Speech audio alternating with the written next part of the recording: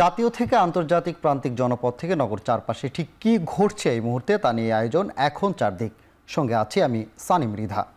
যুক্তরাষ্ট্রের নতুন শুল্ক বাড়ানোয় ভয় বা আতঙ্কিত হওয়ার কিছুই নাই। দেশটির সঙ্গে আমদানি বাড়ানোর মাধ্যমে বাণিজ্য ঘাটতি কমানো হবে। শনিবার রাতে প্রধান উপদেষ্টার বাসভবন যমুনায় জরুরি বৈঠক শেষে কথা জানান বাণিজ্য উপদেষ্টা। তিনি বলেন, সমস্যার সমাধানে ট্রাম্প প্রশাসনের সঙ্গে কথা বলবেন ডক্টর মোহাম্মদ ইউনুস। যুক্তরাষ্ট্রের পণ্য আমদানিতেও ৭৪% শুল্ক আরোপের তথ্যটি সঠিক নয় বলেও জানান উপদেষ্টা। আরও জানাচ্ছেন মুন্নাফ রশিদ। প্রধান উপদেষ্টা যখন বিমস্টেক সম্মেলনে থাইল্যান্ড অবস্থান করছেন, তখন বুধবার বাংলাদেশের পণ্যে ৩৭% শুল্ক আরোপের ঘোষণা দেয় যুক্তরাষ্ট্র। করণীয় ঠিক করতে শুক্রবার দেশে ফিরেই শনিবার সন্ধ্যায় জরুরি বৈঠক ডাকেন প্রধান উপদেষ্টা ডক্টর মোহাম্মদ ইউনুস। এতে উপস্থিত ছিলেন অর্থ ও বাণিজ্য উপদেষ্টা সহ ৩ জন উপদেষ্টা, ছিলেন এনবিআর চেয়ারম্যান, বিডার নির্বাহী চেয়ারম্যান সহ সংশ্লিষ্টরা। ১.৫ ঘণ্টার বৈঠক শেষে কথা বলেন বাণিজ্য উপদেষ্টা। বলেন, যুক্তরাষ্ট্রের নতুন শুল্ক বাংলাদেশের জন্য কোনো সংকট তৈরি করবে না। দেশটির প্রশাসনের সঙ্গে যোগাযোগ করে বিষয়টি সমাধানের উদ্যোগ নেবেন প্রধান উপদেষ্টা। বাণিজ্য ঘাটতি কমানোর জন্য অবশ্যই আমাদের আমদানি বৃদ্ধি একটা রাস্তা, এবং আমাদের প্রয়োজনীয় দ্রব্যই আমরা আমদানি বৃদ্ধি করব। শুল্কর বাইরে কিছু বাণিজ্য বাধা আছে, যে বাধাগুলো আমরা আজকে আলোচনা করেছি, যে আলোচনার মাধ্যমে আমরা সেগুলো অপসারণের মাধ্যমে আমরা আমাদের বাণিজ্য বৃদ্ধি পাবে বলে আমরা আশা করি। প্রধান উপদেষ্টা মহোদয় উনি সরাসরি যুক্তরাষ্ট্র প্রশাসনের সাথে যোগাযোগ করবেন, যেহেতু আমাদের নিশ্চিতভাবে সবচেয়ে বড় সম্পদ আমাদের প্রধান উপদেষ্টা মহোদয়, এবং ওনার যে আন্তর্জাতিক গ্রহণযোগ্যতা সেটাকে আমরা ব্যবহার করে আমরা যুক্তরাষ্ট্র প্রশাসনের সাথে আমরা যোগাযোগ করব। দেশের শীর্ষ রপ্তানি খাত তৈরি পোশাকের অন্যতম বাজার যুক্তরাষ্ট্র, যা একক দেশ হিসেবে সবার উপরে। উপদেষ্টা জানান, ওয়াশিংটনের নতুন শুল্ক নীতিতে নেতিবাচক প্রভাব পড়বে না এ খাতেও। এতে কোনো ক্ষতিগ্রস্ত আমরা হব না, কারণ আপনি যদি দেখেন যে আমাদের সাথে যারা প্রতিযোগী দেশ হিসেবে ভিয়েতনাম, চায়না, কম্বোডিয়া, যারা মূলত আমরা যেসব পণ্য উৎপাদন করি এবং আমাদের থেকে ট্যারিফ কম আছে ইন্ডিয়া এবং পাকিস্তানের, থাকলেও আমাদের পণ্যের বৈচিত্র্য ইন্ডিয়া এবং পাকিস্তানের থেকে রপ্তানি মানে অ্যাপারেল সেক্টরে অনেক বেশি ডাইভার্সিফাই, এবং আমাদের যে শিল্পের যে অবয়ব বা স্পেকট্রাম, এটা ইন্ডিয়া পাকিস্তানের থেকে অনেক বেশি ম্যাচিওর। সো আমরা মনে করি যে এটা বরং আরো সম্ভাবনার দোয়ার খুলে দিতে পারে। এখানে ভয় পাওয়ার কিছু নাই, আতঙ্কিত হওয়ার কিছু নাই। We are in very good hands. আমরা এই মুহূর্তেও তাদের সঙ্গে নিবিড় আলোচনাতে আছি। সব কিছু কিন্তু পাবলিক ডিপ্লোমেসির ব্যাপার নয়, এটা আমি সবসময় বলি। আমরা যখন কারোর সঙ্গে আলাপ করি, আমরা নিশ্চয়ই আমাদের প্রতিযোগীদেরকে জানতে দিতে চাই না যে আলাপগুলো হচ্ছে, তাহলে পরে আমরা একটা বিপদে পড়ে যাব। যুক্তরাষ্ট্রের পণ্য আমদানিতে ৭৪% শুল্ক আরোপের তথ্যটি সঠিক নয় বলেও জানান বাণিজ্য উপদেষ্টা। বাংলাদেশ যুক্তরাষ্ট্রের পণ্যে ৩%-এরও কম শুল্ক নেয় বলে জানান তিনি। শতকরা ৩ ভাগের কম, ৭৪%-এর তথ্যটা সঠিক নয়। মুন্নাফ রশিদ, এখন, ঢাকা। আগামী ডিসেম্বরের মধ্যে নির্বাচন করতে বিএনপির দাবির সঙ্গে একমত হেফাজত ইসলাম। রাতে গুলশানে বিএনপি চেয়ারপারসনের কার্যালয়ে সাংবাদিকদের একথা জানান দলের স্থায়ী কমিটির সদস্য সালাউদ্দিন আহমদ। এছাড়া ২০১৩ সালে শাপলা চত্বরে হেফাজত ইসলামের কর্মীদের গণহত্যার বিচারের দাবির সাথে একাত্মতা প্রকাশ করে বিএনপি। সেই শাপলা চত্বরের হত্যাকাণ্ডের বিচার চেয়ে হেফাজত ইসলাম বাংলাদেশের পক্ষ থেকে আদালতে মামলা দায়ের করা হয়েছে। ওনারা সেই মামলার সুষ্ঠু বিচার চায়, দ্রুত নিষ্পত্তি চান। আমরা তার সাথে একমত। আমাদের জোরালো দাবি, মাননীয় প্রধান উপদেষ্টা অতি অবশ্যই খুব দ্রুত নির্বাচনের রোডম্যাপ দিবেন, যাতে ডিসেম্বরের মধ্যে জাতীয় সংসদ নির্বাচন অনুষ্ঠান করা যায়। ডক্টর ইউনুস ও নরেন্দ্র মোদীর বৈঠকে শেখ হাসিনার প্রত্যর্পণ বিষয়ে ভারতের কাছ থেকে তেমন সাড়া মেলেনি বলে দাবি করেছেন বিএনপির স্থায়ী কমিটির সদস্য সালাউদ্দিন আহমদ। রাজধানীতে নিজ বাসায় সাক্ষাৎকারে তিনি বলেন, বৈঠকে দেশের স্বার্থ সংশ্লিষ্ট বিষয়গুলো নিয়ে আলোচনা হয়, তাকে স্বাগত জানায় বিএনপি। তবে দেশটির কাছ থেকে এ নিয়ে প্রত্যাশা মাফিক সাড়া মেলেনি। ভারত বাংলাদেশের দুই দেশের প্রধান উপদেষ্টা এবং প্রধানমন্ত্রীর যে বৈঠকটি হলো, এটা অনেকটা প্রত্যাশিত ছিল। এখানে বাংলাদেশের পক্ষ থেকে বাংলাদেশের স্বার্থকে সমুন্নত রেখে যে বিষয়গুলো উত্থাপন করা হয়েছে, সেটাকে আমরা সাধুবাদ জানাই। যেমন শেখ হাসিনাকে প্রত্যাবর্তনের জন্য ফেরত দেওয়ার জন্য যে বিষয়, তিস্তা পানি চুক্তি এবং সীমান্ত রক্ষার বিষয়টি, এটা বাংলাদেশের প্রত্যেক মানুষের হৃদয়ের কাছাকাছি অবস্থান করে এই শুরু। এদিকে বাংলাদেশ ও ভারতের সরকার প্রধানের বৈঠককে স্বাগত জানিয়েছে জামায়াত ইসলামীও।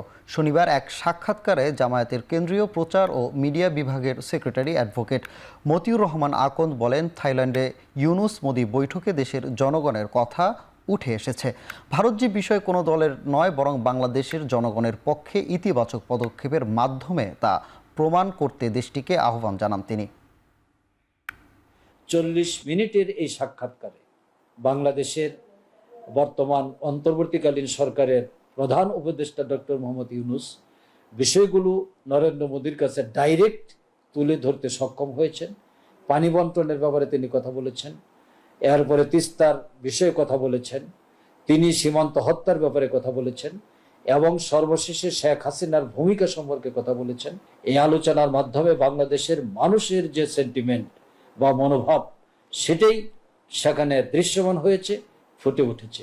আমরা মনে করি যে এর মাধ্যমে এই আলোচনা বাংলাদেশের জনগণের মধ্যে একটি আশার এবং স্বস্তির পরিবেশ তৈরি করেছে।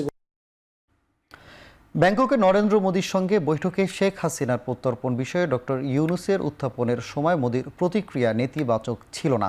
ফেসবুকে এই মন্তব্য করেছেন প্রধান উপদেষ্টার প্রেস সচিব শফিকুল আলম। শনিবার প্রেস সচিব স্ট্যাটাসে লেখেন, দ্বিপাক্ষিক বৈঠকে নরেন্দ্র মোদী ডক্টর ইউনুসের প্রতি শ্রদ্ধাশীল ছিলেন। তিনি তার কাজের প্রশংসা করেন। বৈঠকে তিনি যা বলেছিলেন তার মধ্যে একটি ছিল, শেখ হাসিনার সাথে ভারতের সুসম্পর্ক থাকাকালীন ডক্টর ইউনুসের প্রতি তার অসম্মানজনক আচরণ দেখেছেন। তবে ভারত ডক্টর ইউনুসকে সম্মান জানায় বলে মোদি মন্তব্য করেন। ভারতের সম্পর্কে বাংলাদেশের জনগণের সাথে কোনো একক দল বা ব্যক্তির সাথে নয়। দ্বিপাক্ষিক বৈঠকের সময় নরেন্দ্র মোদী বেশ কয়েকবার এমন মন্তব্য করেছেন বলেও জানিয়েছেন প্রেস সচিব।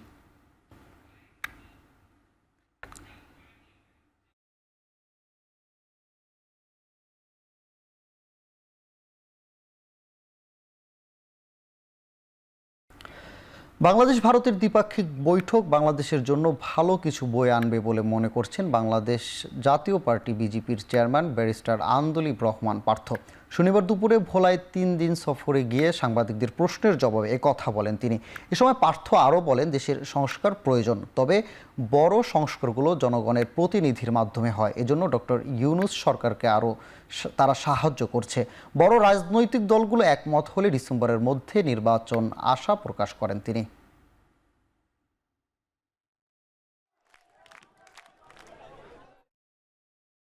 ইন্ডিয়া আর বাংলাদেশের যেই দ্বিপাক্ষিক আলোচনা হলো বা যেই আলোচনাই হলো, আমি পজিটিভলি ধরি, আমি পজিটিভলি দেখি এবং আমি মনে করি যে এই দুই হেড অফ স্টেটের যে আলাপ আমাদের দেশের জন্য ভালো কিছুই নিয়ে আসবে। তো আমি এটা বিশ্বাস করতে চাই যে নির্বাচন ডিসেম্বর মাসেই হবেন এবং প্রয়োজনীয় সংস্কারগুলি হবেন, যেগুলি হবে না সেগুলি ভবিষ্যৎ জনগণের সরকার যে হবে ইনশাল্লাহ তারাই করবে। বাংলাদেশে আশ্রিত 8 লাখ রোহিঙ্গার তালিকা থেকে 1,80,000 রোহিঙ্গাকে ফেরত নেওয়ার জন্য যোগ্য হিসাবে চিহ্নিত করেছে মিয়ানমার কর্তৃপক্ষ। এতে রোহিঙ্গা ক্যাম্পে সৃষ্টি হয়েছে মিশ্র প্রতিক্রিয়া। শরণার্থী ত্রাণ ও প্রত্যাবাসন কমিশন কর্তৃপক্ষ জানায়, প্রত্যাবাসনের জন্য প্রস্তুত কক্সবাজারের টেকনাফ ও বান্দরবনের ঘুমধুমের ট্রানজিট সেন্টার। তালিকা হাতে আসলে এসব পরিবারকে শনাক্তের পর নির্দিষ্ট প্রতিক্রিয়ার মাধ্যমে প্রত্যাবাসন করা হবে। তবে রোহিঙ্গা নেতারা বলছে, নিজ দেশে ফিরতে আগ্রহী হলেও আগে তাদের ফেরার মতো নিরাপদ পরিবেশ যেন তৈরি করা হয়। কারণ মিয়ানমারে রোহিঙ্গাদের সুরক্ষার কোনো নীতিমালা না থাকায় প্রত্যাবাসন ঘিরে রয়েছে নানামুখী জটিলতা। কক্সবাজারের উখিয়া ও টেকনাফ এবং নোয়াখালীর ভাষাঞ্চলে বর্তমানে আশ্রিত রোহিঙ্গা নাগরিকদের সংখ্যা 12 লাখেরও বেশি। বছর বাদ আর লই যাবে হদ দিয়া নামাজ আর তো খুশিয়া যা আই রাতে গুন জানে ভাদি আয় আশা করি বেগুন দেব বলে আর ইয়াম বেতলে তা আর আশা করি খাদ করি আর হাম মাখা দেইম বই কে আর দেশ আর কান এত না আর দেইম বই ইয়ান 8 বছর মে আল্লাহ 80,000 মানুষ নিজাত দইলে তো আল্লাহ 80,000 হইলে আল্লাহ 80,000 নিজাত দেখিয়া না আর বেশি শুকরিয়া করি কেল্লা আর দেশান আর দেখিওম দেয়ান আল্লাহ বলি।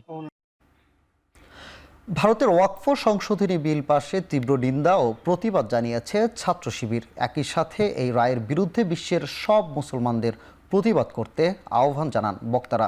শনিবার বেলা ৩টায় শাহবাগ ইসলামী ছাত্র শিবির ঢাকা মহানগরের ব্যানারে মানববন্ধনে অংশ নেয় সংগঠনটির নেতা কর্মীরা। প্রতিবাদ জানান এ সময় বিজেপি সরকারের ধারাবাহিক মুসলিম বিরোধী পদক্ষেপ নিচ্ছে বলে উল্লেখ করেন বক্তারা। সংগঠনটির নেতাকর্মীরা দাবি করেন মুসলিমদের দান করা শত শত কোটি ডলার মূল্যের ওয়াকফ সম্পত্তি ব্যবস্থার পদ্ধতি সংশোধনে আনা বিলটি পাশ হওয়া মুসলিমদের অধিকার ক্ষুণ্ণ করার শামিল। ভারতের শাসক গোষ্ঠী পরিকল্পিতভাবে মুসলমানদের প্রতি অবিচার করছে বলেও দাবি করেন তারা। লোকসভায় পাশ হওয়া আইন প্রত্যাহারের দাবি করেন তারা।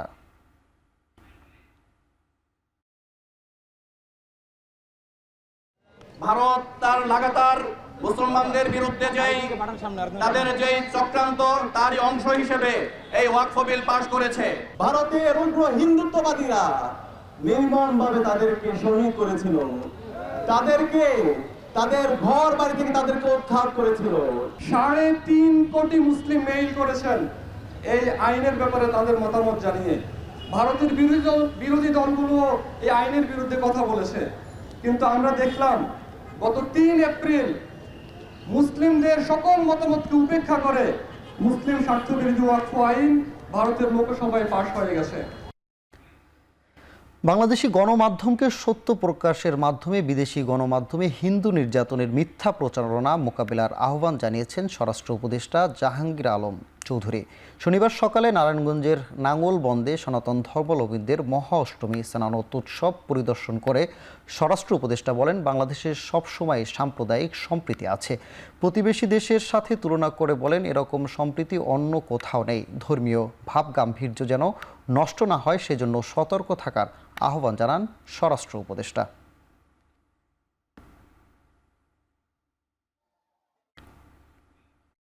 হিন্দু, মুসলমান, বৌদ্ধ, খ্রিস্টান এখানে কারো কোনো ভেদাভেদ নাই। আমরা এখানে সবাই আমরা বাংলাদেশি, এবং বাংলাদেশি হিসাবে আমরা এখানে কিন্তু সবাই আসছি। যে পরিস্থিতি খুবই ভালো।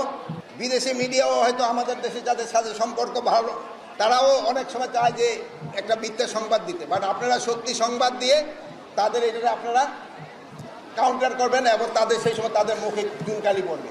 আর আমি আশা করব আপনারা সত্যি সংবাদ দেন। রাজধানীর বায়ুর মান উন্নয়নে সরকারের পক্ষ থেকে কমিটি গঠনের ঘোষণা দিয়েছেন পরিবেশ উপদেষ্টা সৈয়দা রিজওয়ানা হাসান। শনিবার সকালে মাতোয়াইলে দক্ষিণ সিটি কর্পোরেশনের ময়লার ভাগার পরিদর্শন করে উপদেষ্টা জানান, মাতোয়াইল স্যানিটারি ল্যান্ডফিলের আশপাশের এলাকার মানুষের জীবনযাত্রা এবং স্বাস্থ্য সুরক্ষায় উদ্যোগ নেবে অন্তর্বর্তী সরকার। তবে শিগগিরই ভাগারটি সরিয়ে নেওয়া সম্ভব নয় বলে জানান তিনি। এছাড়া ভাগারের ময়লা ও ব্যাটারি না পোড়ানো ও ব্যাটারি সীসা আলাদা করা যাবে না বলেও সতর্ক করেন তিনি।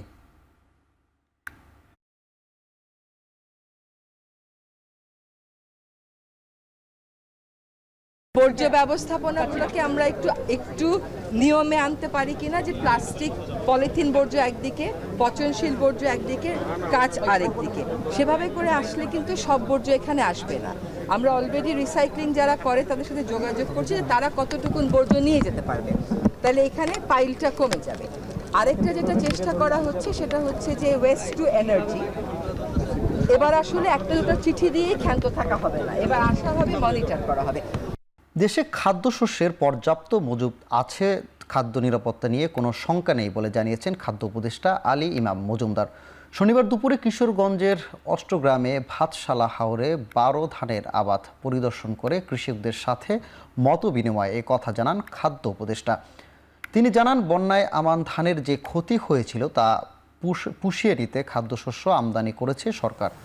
চলতি মৌসুমে 12 ধানের ভালো ফলন হবে উল্লেখ করে বলেন, সবকিছু ঠিক থাকলে খাদ্য উদ্বৃত্ত হবে এদেশে। এ সময় হাওরের কৃষকদের সেচ সমস্যা দূরে করা হবে। সার বীজ সহ কৃষি উপকরণ নিশ্চিতকরণ ও উৎপাদিত ফসলের ন্যায্য মূল্য নিশ্চিতে অন্তর্বর্তী সরকারের বিভিন্ন উদ্যোগের কথা তুলে ধরেন আলী ইমাম মজুমদার। এর আগে বেলা 11টার দিকে ভাতশালা হাওরে পৌঁছান খাদ্য উপদেষ্টা। কৃষকদের সমস্যার সমাধানে প্রশাসনকে নির্দেশ দেন তিনি।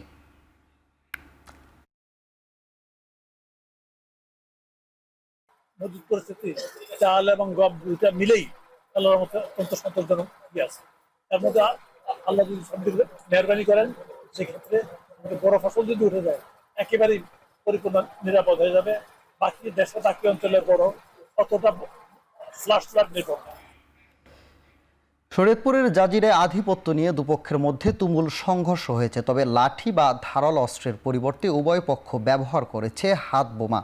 শতাধিক হাত বোমার বিস্ফোরণে আহত হয়েছে অন্তত 8 জন। স্থানীয়দের দাবি, শনিবার সকাল 9টার দিকে মুলাই ব্যাপারীকান্দিতে আওয়ামী লীগের নেতার আধিপত্য নিয়ে সংঘর্ষের সূত্রপাত হয়। এ সময় দুপক্ষের শতাধিক হাত বোমার বিস্ফোরণ ঘটায়। এলাকাটিতে থমথমে অবস্থা বিরাজ করছে। মোতায়েন করা হয়েছে আইন শৃঙ্খলা বাহিনীর অতিরিক্ত সদস্য। পুলিশ জানায় 4 বছর আগে ইউনিয়ন চেয়ারম্যান পদে প্রতিদ্বন্দ্বিতা করেন কুদ্দুস ব্যাপারী ওরফে বোমা কুদ্দুস ও জলিল মাতবর। এতে চাঙা হয় তাদের পুরনো বিরোধ। 5 আগস্টের পর বেশ কয়েকবার সংঘর্ষ হয় তাদের মধ্যে। বর্তমানে এই এলাকায় প্রায় সব বাড়িতেই হাত বোমা তৈরি হয়। এদিকে রংপুরের বদরগঞ্জে দোকান ভাড়া নিয়ে বিএনপির গ্রুপের সংঘর্ষে একজন নিহত হয়েছেন। আহত হয়েছেন সাংবাদিক সহ অন্তত 30 জন। শনিবার দুপুরে উপজেলার শহীদ মিনারের সামনে এই সংঘর্ষের ঘটনা ঘটে। স্থানীয়রা জানান, আধিপত্য বিস্তার নিয়ে বদরগঞ্জ উপজেলা বিএনপির 2 নেতার সমর্থকদের মধ্যে দীর্ঘদিন ধরে বিরোধ চলছিল। সবশেষ একটি দোকান ভাড়া নিয়ে ফের উত্তপ্ত হয়ে ওঠে পরিবেশ। ঘটে হামলা ও ভাঙচুরের ঘটনাও। এ নিয়ে স্থানীয় বিএনপির নেতা মানিক পক্ষের বিরুদ্ধে ফেসবুকে আপত্তিকর বক্তব্যেও ছড়ানোর অভিযোগ ওঠে। প্রতিবাদে শনিবার দুপুরে বদরগঞ্জ শহীদ মিনারে মানববন্ধন আয়োজন করে অপর বিএনপি নেতা ও সাবেক সংসদ সদস্য মোহাম্মদ আলী সরকারের সমর্থকরা। এ সময় তাদের উপর হামলার ঘটনা ঘটে। এতে স্থানীয় সংবাদকর্মী সহ আহত হন অন্তত 30 জন। উন্নত চিকিৎসার জন্য বেশ কয়েকজনকে রংপুর মেডিকেলে নেওয়া হয়, পরে সেখানে মারা যান একজন। পাবনায় পদ্মা নদীতে নৌকাডুবির ঘটনায় 16 ঘন্টা পরে নিখোঁজ স্বামী স্ত্রীর মরদেহ উদ্ধার করা হয়েছে। শনিবার সকাল 10টার দিকে সাতবাড়িয়ায় পদ্মা নদী থেকে তাদের মরদেহ উদ্ধার করে নৌ পুলিশ। পুলিশ জানায়, খবর পেয়ে জেলেদের সহায়তায় নিখোঁজ ব্যক্তিদের উদ্ধার করা হয়। পরবর্তীতে আইনানুগ ব্যবস্থা নেওয়া হবে। এর আগে শুক্রবার বিকালে সাতবাড়িয়া কাঞ্চন পার্ক এলাকায় পদ্মা নদীতে নৌকায় চড়ে ঘোরার সময় নৌকাটি মাঝ নদীতে ডুবে যায়। এ সময় নৌকায় থাকা অন্যান্যরা সাঁতার কেটে তীরে ভিড়লেও নিখোঁজ হন তারা 2 জন। ঈদের লম্বা ছুটি শেষে রোববার থেকে খুলছে অফিস, আদালত, ব্যবসা প্রতিষ্ঠান। তাই ছুটির শেষ মুহূর্তে কর্মস্থলমুখী মানুষের চাপ বেড়েছে ট্রেন, সড়ক ও নৌপথে। তবে ঈদ যাত্রায় না থাকলেও ফেরার পথে যাত্রীদের চাপে কিছুটা ভোগান্তি পোহাতে হচ্ছে। শনিবার সকাল থেকে কমলাপুর স্টেশনে ছিল যাত্রীদের চাপ। নির্ধারিত সময়ে ট্রেন পৌঁছলেও যাত্রীরা বলেন, ছুটির শেষ দিন হওয়ায় স্ট্যান্ডিং টিকিট দেওয়া হয়েছে, ভোগান্তি পোহাতে হয় যাত্রীদের। এদিকে সড়কেও মানুষের চাপ বাড়ায় চট্টগ্রাম মহাসড়কের ঢাকার প্রবেশ মুখে। দেখা যায় তীব্র যানজট। নৌপথেও ছিল যাত্রীদের চাপ। চাঁদপুর লঞ্চঘাট থেকে নির্ধারিত সময়ের আগে যাত্রী নিয়ে ঘাট ছেড়ে গেছে লঞ্চগুলো। নির্ধারিত আসনের বাইরেও বহন করতে হচ্ছে বাড়তি যাত্রী।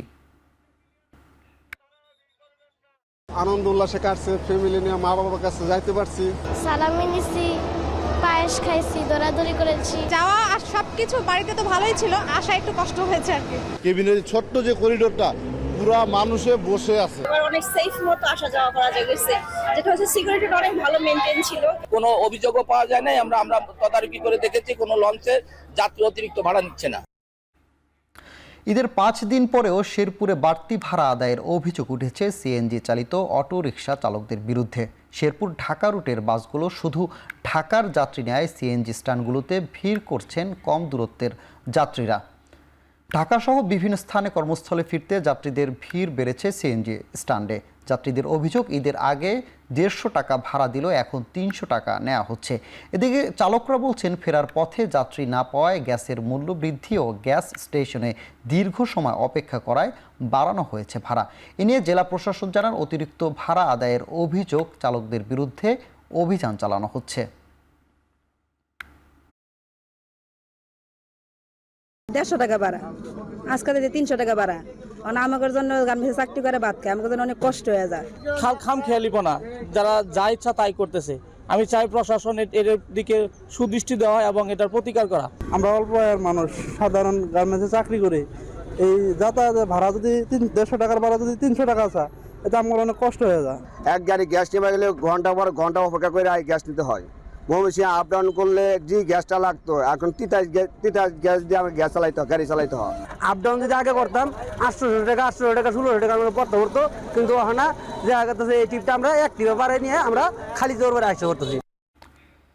ঈদ উল ফিতরের টানা 8 দিনের ছুটি শেষে যশোর, বেনাপোল ও ব্রাহ্মণবাড়িয়ায় আখাউড় স্থলবন্দরে শুরু হয়েছে আমদানি রপ্তানি কার্যক্রম। একইভাবে স্বাভাবিক রয়েছে ইমিগ্রেশন চেকপোস্ট দিয়ে দুদেশের পাসপোর্টধারী যাত্রী পারাপার। শনিবার সকাল থেকে ব্রাহ্মণবাড়িয়ার আখাউড়া স্থলবন্দরে শুরু হয় আমদানি রপ্তানি কার্যক্রম। ছুটি কাটিয়ে বন্দরের শ্রমিকরাও কাজে ফেরেন। একইভাবে ইমিগ্রেশন চেকপোস্টেও স্বাভাবিক রয়েছে। অন্য সময়ের মতোই পারাপার করতে পারছেন দুদেশের পাসপোর্টধারী যাত্রীরা। অন্যদিকে ঈদের ছুটি শেষে কর্মচাঞ্চল্য ফিরেছে যশোরের বেনাপোল স্থলবন্দরে। ব্যস্ততা বেড়েছে পরিবহন ও বন্দর শ্রমিকদের। ইমিগ্রেশন চেকপোস্টেও স্বাভাবিক রয়েছে। ঈদ উল ফিতর উপলক্ষে গেল 28 মার্চ থেকে 4 এপ্রিল পর্যন্ত 8 দিনের ছুটি ঘোষণা করে বন্দর কর্তৃপক্ষ। নরসিংদীতে ঈদ উপলক্ষে ছাত্রদল নেতাকর্মীদের পুনর্মিলনী অনুষ্ঠিত হয়েছে। শনিবার বিকেলে নরসিংদী সরকারি কলেজ ক্যাম্পাসে অনুষ্ঠানের আয়োজন করে জেলা ছাত্রদল। অনুষ্ঠানে বর্তমান ও সাবেক শতাধিক নেতাসহ 5 শতাধিক নেতাকর্মী অংশ নেন। পুরনো দিনের স্মৃতিচারণ ও পরিচিতি পর্বে মুখর হয়ে ওঠে মিলন মেলা। এ সময় উপস্থিত ছিলেন জেলা ছাত্রদল সভাপতি সিদ্দিকুর রহমান নাহিদ, ডাকসুর সাবেক জিএস খায়রুল কবির খোকন সহ অনেক নেতাকর্মী। চলমান হজ মৌসুমের মধ্যে বাংলাদেশ, ভারত, পাকিস্তান সহ 14টি দেশের উপর ভিসা নিষেধাজ্ঞা আরোপ করেছে সৌদি আরব, যা আগামী জুন মাস থেকে কার্যকর হতে পারে। এই নিষেধাজ্ঞা মূলত উমরা, ব্যবসায়ী ও পারিবারিক ভিসার ক্ষেত্রে প্রযোজ্য হবে। তবে উমরা ভিসার ক্ষেত্রে সৌদি আরবে প্রবেশের সুযোগ থাকবে আগামী 13 এপ্রিল পর্যন্ত। এই অস্থায়ী নিষেধাজ্ঞা লঙ্ঘন করলে সংশ্লিষ্ট ব্যক্তিরা 5 বছরের জন্য সৌদিতে প্রবেশ এবং অবস্থান করতে পারবেন না। সৌদি কর্তৃপক্ষ জানিয়েছে, অনেক যাত্রী দীর্ঘমেয়াদী ভিসা নিয়ে সৌদিতে এসে অনুমতি ছাড়া হজে অংশ নেন। অনেকে আবার হজ শেষে নিজ দেশে ফিরে না গিয়ে অবৈধভাবে সৌদিতে অবস্থান করেন। এতে করে হজে অতিরিক্ত ভিড় ও বিশৃঙ্খলা তৈরি হয়। এই পরিস্থিতি এড়াতে ভিসা নিষেধাজ্ঞার সিদ্ধান্ত নিয়েছে দেশটি। মিয়ানমারে ভয়াবহ ভূমিকম্পের সপ্তাহ পেরিয়ে গেল, এখনও ধ্বংসস্তূপের নিচে চলছে জীবিত আর মৃত মানুষের খোঁজ। ভূমিকম্পে মৃতের সংখ্যা বেড়ে দাঁড়িয়েছে 3354 জনে। এখনও নিখোঁজ 220 জন। গণতান্ত্রিক সরকারকে হটিয়ে সেনাবাহিনী ক্ষমতা দখলের পর থেকেই বিপর্যস্ত মিয়ানমারের রাজনৈতিক, অর্থনৈতিক আর সামাজিক অবস্থা। 28 মার্চের ভূমিকম্পের পর আরও বিপর্যয় নেমে আসে। এরপরও বেশি ক্ষতিগ্রস্ত এলাকাগুলোতে পর্যাপ্ত ত্রাণ সহায়তা প্রবেশ করতে দিচ্ছে না জান্তা সরকার। ভূমিকম্পের পর বিরোধীদের উপর 53 দফায় হামলার অভিযোগ উঠেছে জান্তার বিরুদ্ধে, যদিও 2 এপ্রিল থেকে সাময়িক অস্ত্রবিরতির সম্মত হয় দুপক্ষ।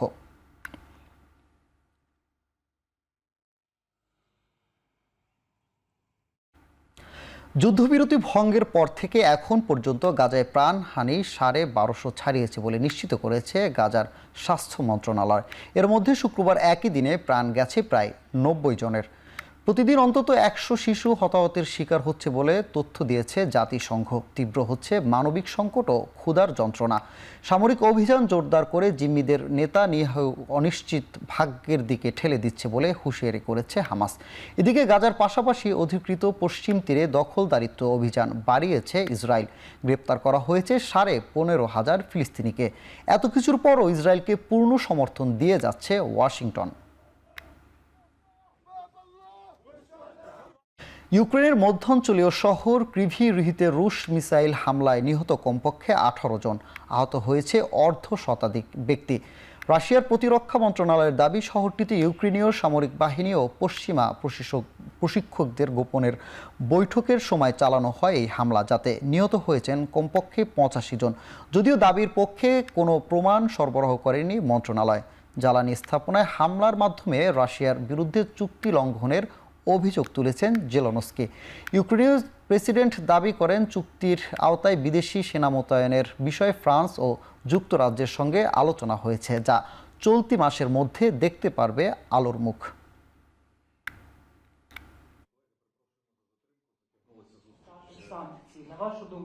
Підсумовуючи, перша ডোনাল্ড ট্রাম্পের পারস্পরিক শুল্কারোপ ঘোষণার পর টালমাটাল যুক্তরাষ্ট্রের অর্থনীতি। গেল দুদিনে 5 লাখ কোটি ডলারের বেশি বাজার মূল্য হারিয়েছে ওয়াল স্ট্রিট, যা 2020 সালের করোনা মহামারীর পর সর্বোচ্চ। আর জানুয়ারিতে ডোনাল্ড ট্রাম্প ক্ষমতা গ্রহণের পর এই সংখ্যা পৌঁছেছে প্রায় 8 লাখ কোটি ডলারে। চলতি সপ্তাহে প্রধান 3টি সূচক ডাও জোন্স, নাসডাক ও S&P 500-এর দরপতন হয়েছে 7 থেকে 10% পর্যন্ত। অপ্রত্যাশিত শুল্কারোপের কারণে প্রবৃদ্ধি কমার পাশাপাশি বেকারত্ব ও মূল্যস্ফীতি বাড়ার শঙ্কা প্রকাশ করেছে যুক্তরাষ্ট্রের কেন্দ্রীয় ব্যাংক ফেডারেল রিজার্ভের প্রধান। জেপি মর্গানের পূর্বাভাস বলছে চলতি বছর মার্কিন অর্থনীতির মন্দায় পড়ার শঙ্কা 60%। চীন ছাড়া অন্য কোনো দেশের প্রতিষ্ঠানের কাছে টিকটক বিক্রির জন্য মালিক প্রতিষ্ঠানের রাইট ডান্সকে আরও 75 দিনের সময় বেঁধে দিল ট্রাম্প প্রশাসন। সামাজিক যোগাযোগ মাধ্যম মার্কিন প্রেসিডেন্ট ডোনাল্ড ট্রাম্প জানান, জাতীয় নিরাপত্তার হুমকি বিবেচনায় 2.5 মাসের মধ্যে বিদেশি প্রতিষ্ঠানের কাছে বিক্রি না হলে যুক্তরাষ্ট্রে নিষিদ্ধ হবে টিকটক। প্রথম মেয়াদে টিকটক মার্কিন প্রতিষ্ঠানের কাছে বিক্রি না হলেও যুক্তরাষ্ট্রের অ্যাপটিকে নিষিদ্ধের নির্বাহী আদেশ জারি করেছিলেন ট্রাম্প।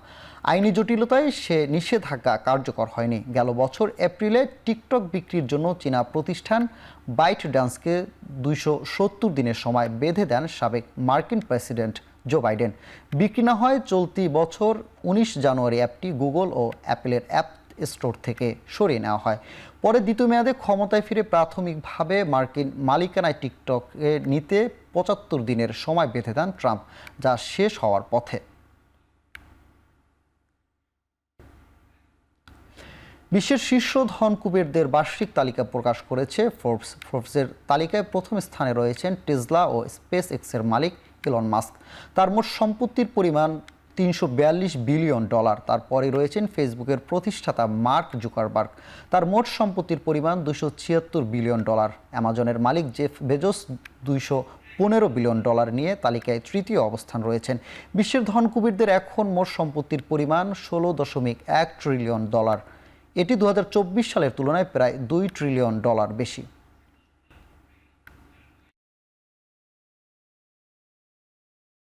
এবার খেলার প্রসঙ্গ। টেস্ট সিরিজ ছাপিয়ে আলোচনায় টি-20-র অধিনায়ক ইস্যু। সাবেক বোর্ড পরিচালক খালেদ মাহমুদ সুজন তালিকায় এগিয়ে আছেন লিটন দাস ও তাসকিন আহমেদরা। পিএসএলের সুযোগ পাওয়াকে বড় করে দেখার সুযোগ নেই, বরং পারফর্ম করাটাই মূল লক্ষ্য হওয়া উচিত বলে মনে করেন তিনি। তাহলে এটা এবং যদি খেলায় ভূমিকা রাখতে পারে, ম্যাচ জেতানোর জন্য, তাহলে দারুণ একটা ব্যাপার হবে। সেটা দলের জন্য এবং লিটনের জন্য একটা বিরাট বড় কনফিডেন্ট বিল্ড আপের জায়গা হবে। বিশেষ করে সেটা টি-20 অধিনায়ক দেওয়া যাবে, বাট সবাই রেডি আছে। লিটন হতে পারে, মিরাজ হতে পারে, তাসকিন হতে পারে, যে কেউ হতে পারে, বাট বোর্ডের ওটাই ডিসিশন নিতে হবে কাকে দিলে সেটা ভালো হবে। যে কেউ ফার্স্ট বোলার ক্যাপ্টেন করতে পারবে না, কথাটা একদমই ঠিক না। আর আপনি যদি এটা হয় যে তাসকিন ইনজুরি হয়, যদি ক্যাপ্টেন্সি না করতে, ডেফিনেটলি মিরাজ তো ভাইস ক্যাপ্টেন থাকবে, he will run the show. Mount Maunganui সিরিজের তৃতীয় ওয়ানডেতে পাকিস্তানকে 43 রানে হারিয়েছে নিউজিল্যান্ড। এই জয়ে সফররতদের হোয়াইট ওয়াশ করল কিউইরা। বৃষ্টিবিঘ্নিত দিনে 42 ওভারের ম্যাচ নির্ধারিত হয়। টস হেরে ব্যাট করতে নেমে শুরুতেই নিক কেলিকে ফেরান নাসিম শাহ। এরপর আরেক ওপেনার রিস মারিও ও হেনরি নিকোলাসের 50 ঊর্ধ্ব জুটি প্রাথমিক ধাক্কা সামাল দেয় কিউইরা। 50 করেন মারিও। তাদের বিদায়ের পর ড্যারেল মিচেলের 43 ও অধিনায়ক মাইকেল ব্রেসওয়েলের 40 বলে 59 রানের ক্যামিওতে নির্ধারিত ওভার শেষে 8 উইকেট হারিয়ে স্বাগতিকরা 264 রানের সংগ্রহ পায়। জবাব দিতে নেমে শুরুতেই ইনজুরিতে মাঠ ছাড়েন পাকিস্তানি ওপেনার এমামুল হক। আবদুল্লাহ শফিক ও বাবর আজমের জুটিতে জয়ের স্বপ্ন দেখতে থাকে সফররতরা। তবে সেই খেই হারিয়ে শফিকের বিদায়ে বাবরের 50 ও রিজওয়ানের 37 রান ছাড়া উল্লেখযোগ্য কোনো ভূমিকা রাখতে পারে না বাকি সব ব্যাটাররা। ফলে 221 রানেই থেমে যায় পাকিস্তানের ইনিংস। অবসরের ঘোষণা দিয়েছেন জার্মান বিশ্বকাপ জয়ী ডিফেন্ডার ম্যাট হ্যামেলস। শুক্রবার সামাজিক যোগাযোগ মাধ্যমে এক্সে নিজের অবসরের ঘোষণা দেন সাবেক বায়ার্ন মিউনিখ ও বরুসিয়া ডর্টমুন্ডের এই তারকা। বায়ার্ন ও ডর্টমুন্ডে 17 বছর কাটানোর পর গেল মৌসুমে ইতালিয়ান ক্লাব রোমায় যোগ দেন হ্যামেলস। গুঞ্জন ছিল ক্লাবটি নতুন মৌসুম শেষে চুক্তি নবায়ন করবে না এই ডিফেন্ডারের সাথে। তবে জার্মান তারকা নিজেই নিলেন সরে যাওয়ার সিদ্ধান্ত। চলতি মৌসুমের পর পেশাদার ফুটবলে নামবেন না 36 বছর বয়সী এই তারকা। বায়ার্ন একাডেমিতে ক্যারিয়ার শুরু করে হামেলসের সিনিয়র দলে অভিষেক হয় 2007 সালে। এর 1 বছর পরই যোগ দেন ডর্টমুন্ডে। টানা 17 বছর খেলেছেন ক্লাবটিতে। ক্লাবের ক্যারিয়ারে 6 বার জিতেছেন জার্মান বুন্দেসলিগা শিরোপা। জাতীয় দলের হয়ে জিতেছেন 2014 বিশ্বকাপ। চ্যাম্পিয়ন্স লিগ ফাইনালও 2 বার খেলেছেন হামেলস।